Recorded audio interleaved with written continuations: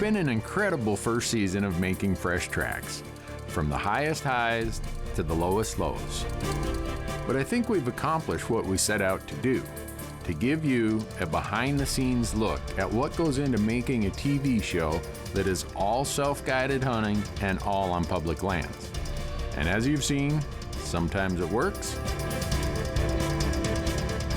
and sometimes it doesn't. And it's never easy.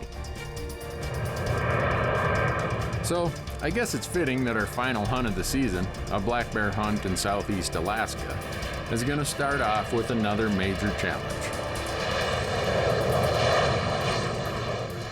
While the crew made it to the small seaside town of Petersburg with no problem, most of our production gear did not.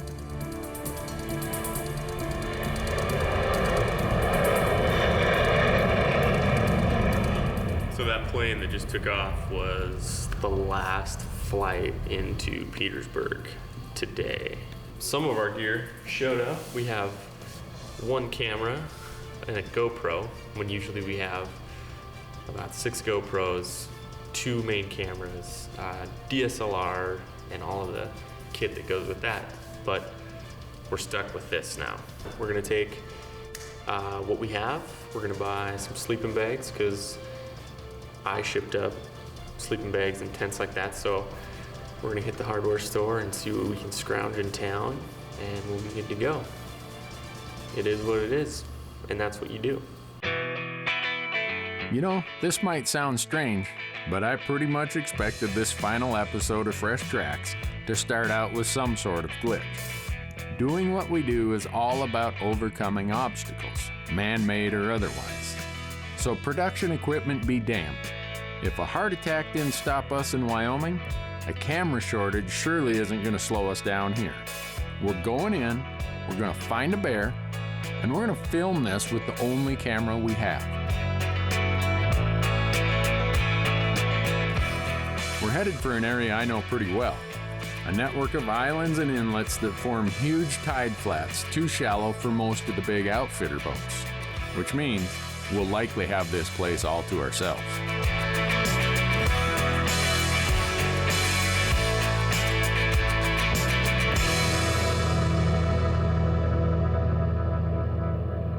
The de Havilland beaver, the work mule of Alaska. That's right.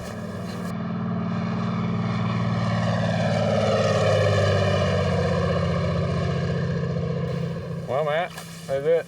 We're here now. Made it. Yeah. Not all of our gear made it, but that's all right. We'll make do. This is such a cool place. I love coming here. Man. Yeah, it's gorgeous. I mean, we might see other people, but I've been here 2 years previous. Yeah, 2 and 3 years ago. Never have seen another person in this spot. And right back there in those trees. Tonight, I will guarantee you that at about 6 o'clock, that big bear is going to come and he's going to work this shoreline again. The bad part is I can't kill him tonight because we flew today. Right. But tomorrow. We'll be watching him.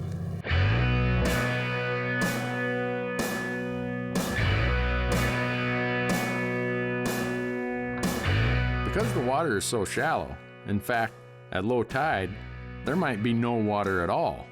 Getting around is a challenge. But I think this year I've got the solution. An inflatable canoe that should get me anywhere I want to go. Namely, to areas where bears never see another hunter. I don't know what the billionaires of the world are doing today, but I can guarantee you they're not doing anything as fun as I am. That's a guarantee. You can take that to the bank, as they say. We've got the evening to look around, but the real action will start tomorrow. And I can't wait. Because after all we've already gone through to get here, what else could possibly go wrong?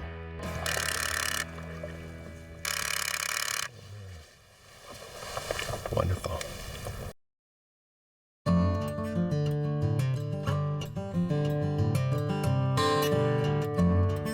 We're in southeast Alaska, and while we're short on TV production gear, the bulk of which got delayed in shipping, hopes are high that we're going to end this first season of Fresh Tracks with a big old Alaska black bear. I want to be a bear today. I intend to shoot one. I'm fired up because this year I've solved the problem of navigating these shallow tide flats. I packed this inflatable canoe for 2 reasons. 1, it'll allow me to get just about anywhere I need to go, and 2, it complies with an obscure Alaska rule that pertains only to self-guided hunters. Alaska law prevents self-guided black bear hunters from having a skiff delivered in the field. Rather, it must be picked up at the base of the rental operator and driven to the hunting location. So, my best option as a self-guided hunter is to haul my inflatable and hunt from that. Though state law prevents a self-guided hunter like me from having a skiff delivered and relegating me to oar power, Brad and Matt are not hunting, rather producing TV, so they and their gear can follow along in a small skiff that they had delivered, at no small expense, or at least that was our plan. I don't know a whole lot about engines. I do know when they don't start, though. Randy's paddled across the bay, and maybe he'll see our engine propped up and work his way back to help us out.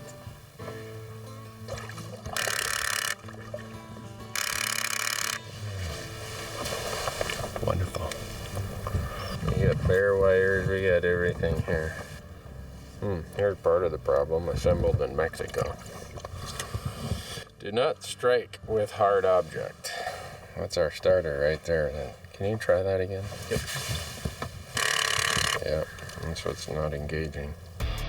Now, I'm no mechanic, so before I tear this whole motor apart, I decided to refund the battery connections one last time, using my best available tool, a channel lock. You can't fix it with the channel lock and duct tape. Probably have to just give up on it.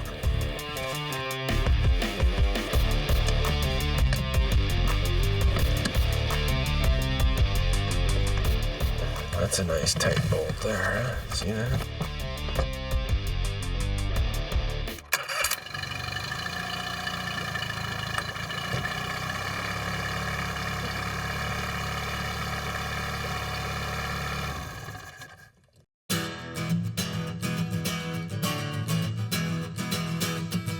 With the outboard issue solved, we're finally able to get on the hunt for a bear.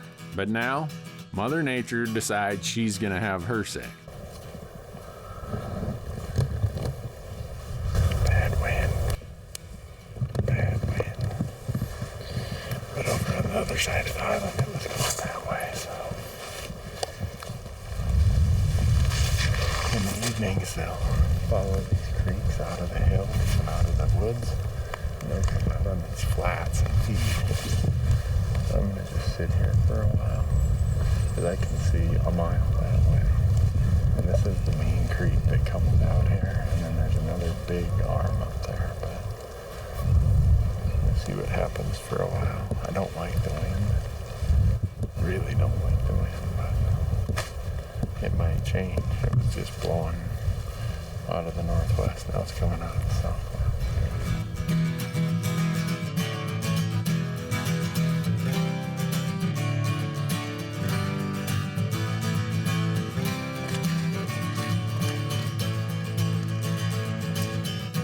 We covered miles of great-looking tide flats, prime bear ground. To counter the ill winds, I tried every trick I know.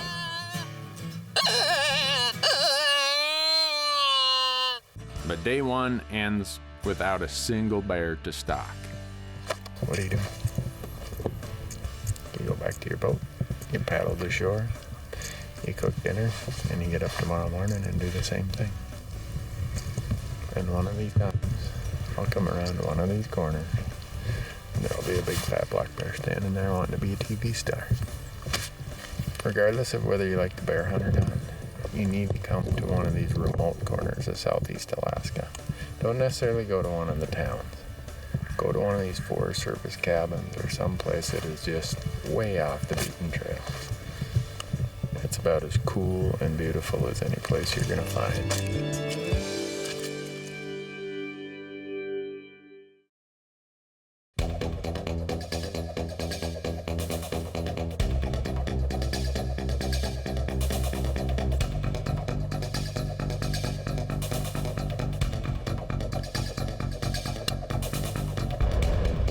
It's day 2 of our Alaskan bear hunt, and another low tide allows us to cover many more miles of exposed shoreline.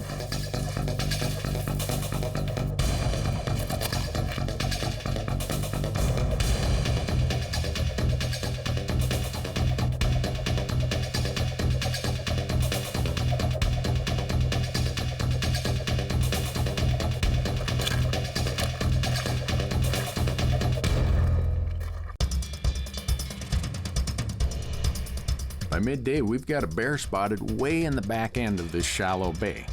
But the wind is completely wrong, and it forces us to stop short and just wait him out.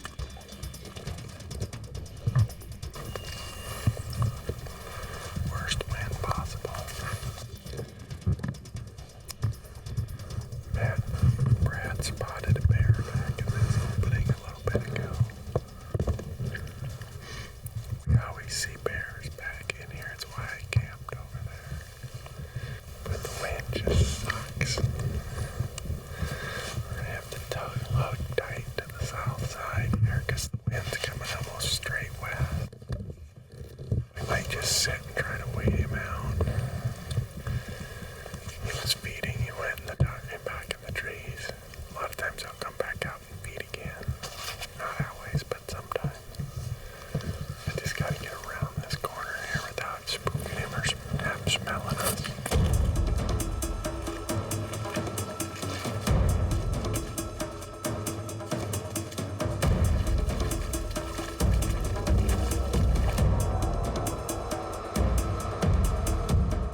I don't dare get much closer. He's bedded back in there. He's gonna smell us and never come back. Because as limited a mobility as we have, and as few bears as we might see, I don't want to blow any bears out that are here. Okay. Well, What is that over there? Where we left the boat last night, there's a black dot over there. Holy crap. Brad, there's a bear just past the point where the boat is beached. what do you want to do? Do you want to leave this one or go get that one?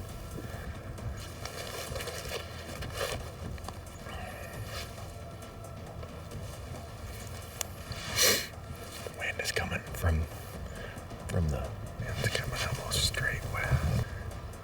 It looks like a decent bear. We're gonna save this one, keep him here.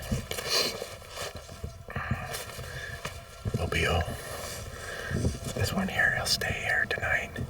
It'll take us about 20 minutes, half hour to get over there.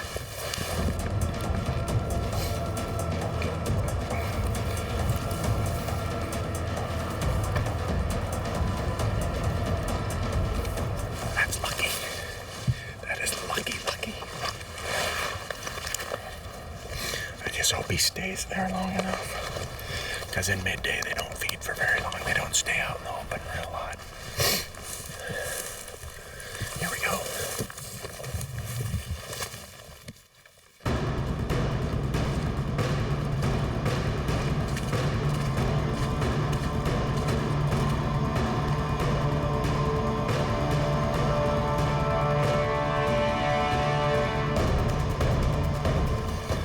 He's right up on the edge of the trees. He's right. You can't hardly see him. You can just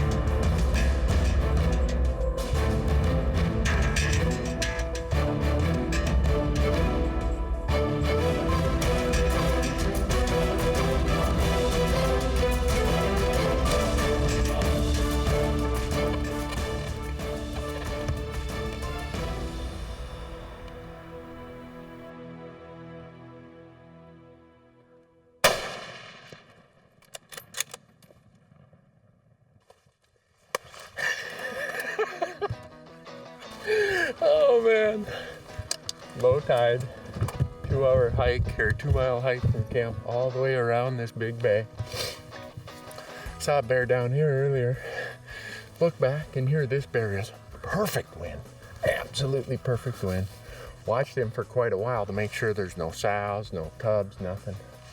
And he just fed and fed. 240 yards. Gave him the old Howa handshake. You think of all the work and all the complications it takes. We missed a day of hunting. Our camera gear, only a little bit of it showed up. We're filming this with one camera and a GoPro. Thank you, bear. This feels like redemption. Not really redemption against the bears, but redemption for me. Ever since that bear got away from me 2 years ago, I almost quit hunting. It was the most sick, gut-wrenching feeling I've probably ever had. And you just push through it and you hope it never happens to anybody. But this one here, we don't have any blood trail, we don't have any tracking to worry about here. I see him laying there. Southeast Alaska. Everybody needs to come and do it. Come and do it. As they say, you're missing out. You know, as I think about it, we did save the best for last. This wasn't the best episode because of the incredible footage. We didn't even have 80% of our production gear. It wasn't the best because everything went according to plan. In fact, this wasn't even the bear we were originally after. And even though this is a huge, beautiful black bear, this isn't the best show of the year because we killed some world record. It's the best because of all our adventures this season. This one truly showcases what it takes to produce fresh tracks. From our lost gear, to mechanical problems, to tough weather conditions, where eventually, through hard work, persistence, and just sheer determination, success was ours. So with a beautiful Bruin in hand, we fly off into the brilliant Alaska sky, lost in the memories of an incredible season, and counting the days until we get to make more fresh tracks.